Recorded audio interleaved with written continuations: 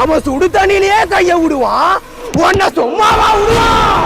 இந்த வசனத்துக்கு ஏத்த மாதிரியே இந்த வருஷம் நடந்த ஒரு லீக் மேட்ச்ல SRH அணிக்கு எதிராக முதல் பால்லே டக் அவுட் ஆகுறாரு வைபவ் சூரியவன்ஷி. அதுக்கப்புறம் மறுபடியும் ஒரு லீக் மேட்ச் விளையாடுறாங்க. அந்த மேட்ச்ல அவர் செஞ்சுரி. நேற்று நடந்த போட்டியில just miss for fastest IPL century. நம்ம வீட்டுகளுக்கு ஒரு சின்ன பையன் வந்தா கண்டிப்பா அவன் உங்க போன்ல என்ன கேம் இருக்கு அங்கிள், அதை எனக்கு கொஞ்சம் கொடுங்க விளையாடுறேன் அப்படின்னு தான் சொல்லுவான்.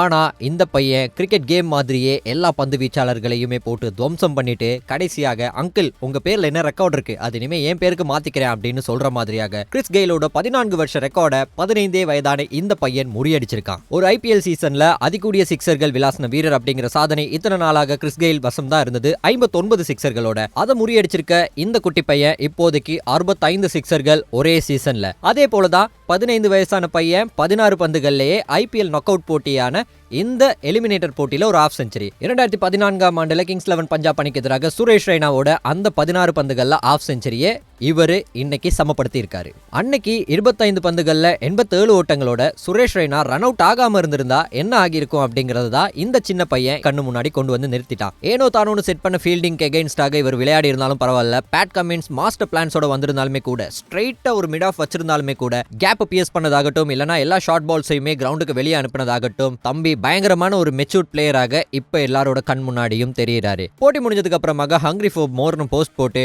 ரவிச்சந்திரன் அஸ்வினியே வந்து கமெண்ட்டும் செய்ய வச்சிருக்காரு. டே தம்பி இதெல்லாம் ஓவர்பா அப்படின்ட்டு. குழந்தைகள் கொண்டாடும் வெற்றியாக மட்டுமே இல்லாம, குடும்பங்கள் கொண்டாடும் வெற்றியாக மட்டுமே இல்லாம, box office collection of this IPL ஆக மாறி இருக்கின்றார் வைபவ் சூரியவன்ஷி. வயசுக்கும் வேலைக்கும் சம்பந்தமே கிடையாது. கோடான கோடி கும்பிடுகள் இந்த வைபவ் சூரியவன்ஷிக்கு. மறுபடியும் ஒரு தடவை சொல்லிக்கிறேன், எல்லா ரெக்கார்ட்ஸையும் பார்த்து வைபவ் சூரியவன்ஷி சொல்ற ஒரே விஷயம் என்னன்னா, அவன் சுடு தண்ணியிலேயே கைய விடுவான், உன்னை சும்மாவா விடுவான்.